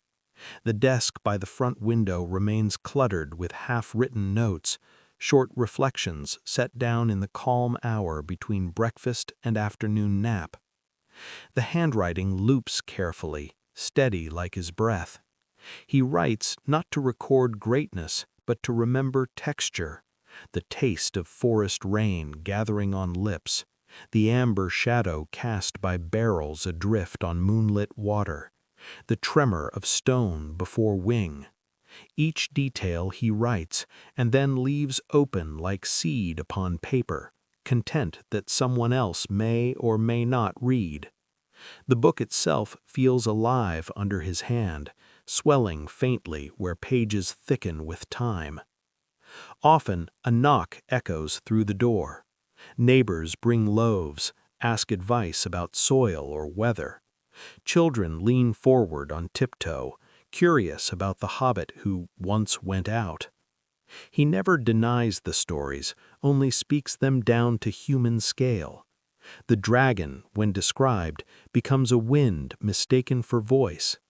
The treasure becomes persistence of warmth when the world grows cold. The journey turns into long meditation about returning home. The children listen until eyes grow sleepy and the rhythm of his speech blends with the creak of floorboards. He smiles as they leave, the house filled again with quiet. In late afternoons, he often walks past the gate, down the lane lined with hedge and wild roses. The air hums different each day. Sometimes distant laughter drifts from far fields, sometimes only wind. He feels the weight of distance not as burden, but as proof of having moved once through such vastness. He remembers the map of that distance, how sound changed, how smells carried, how stars rearranged. It no longer calls him outward, it simply breathes inside his chest like an echo harmonizing with heartbeat. When rain arrives, the house sings its wooden song. He watches droplets slide down round glass, forming rivers that curve like remembered paths over mountain stone. The fire crackles softly. He learns the precise timing of kettle upon boil, the small lift of lid, the single pop of escaping steam. Each repetition certain, each moment an instrument tuned to ordinary perfection. Sometimes Gandalf visits, appearing in threshold like a drawing finished half a second too late. He never knocks twice. He stands and fills the space with a presence generous but unpossessive. Bilbo welcomes him with the same sentence every time. "The kettle's just on." They speak little at first. Steam curls upward, they watch it. Later, perhaps, Gandalf tells of far worlds stirring again, of roads calling newer feet. Bilbo listens, smiles, shakes his head slowly, grateful that this invitation belongs to others now. When the wizard departs, evening stretches long. Bilbo stands at his door, watching the figure shrink along road until light folds behind him. He thinks about how some friendships live most clearly in the space after parting. In that space, the house seems larger, full not of absence, but of traces, a faint scent of smoke, a few deep footprints, the memory of a laugh stored between rafters. Nights at Bag End pass like pages in one continuous dream. The stars outside move patiently. He can name them by now, each cluster holding stories older than any he could write. Sometimes he wonders if dragons exist among those distant lights too, coiling their silence around other worlds. Then he decides it doesn't matter. All that matters is this starlight reaching him after years of travel through cold darkness, proof that distance need not erase warmth. Age settles gently as dust. His hair grays at tips, his step slows but never falters. He does fewer chores in one day, spreads them across 2 or 3, content to let time share its rhythm freely. He discovers that the line between doing and being has blurred so completely that even rest feels like accomplishment. Mornings he sips tea without thinking, and thinking happens anyway, drifting like mist through open window. Sometimes, without reason, he opens the small chest under his bed. Inside lies the ring, wrapped in cloth dull and unimportant. He removes it, holds it between fingers, turns it once to catch light, then sets it down again. He feels no pull, only recognition, like greeting an old acquaintance met in marketplace, with no emotion but gentle civility. He wraps it tighter afterwards, not to hide, but to comfort the object, as if telling it, "You may rest too." Electing solitude no longer feels lonely. The hill speaks in many voices, wind brushing grass, bees mapping clover, kettle hissing from open window. Every voice fits. Even his own silence has tone, soft, slow, deeply tuned to earth. He realizes that peace is not something given, it is built gently by allowing life to continue on its smallest scales. When autumn returns, he gathers apples from the tree by his gate. The fruit falls easily, its sound small and final in pleasant way. He eats one leaning against trunk, juice running down depending on gravity alone, unhurried. The taste is sharply real, equal to the memory of everything large and far. He laughs quietly, surprising himself with the sound, and watches leaves spin around his boots like lazy dancers. As evening deepens, he carries a lamp out to the bench by his door. The flame trembles against wind, but holds. He takes his cup of tea and his notebook. The page he chooses already half filled with old lines. He reads them slowly, finds no need to add more. Instead, he writes a single sentence beneath. The road goes on, even when one chooses to sit beside it.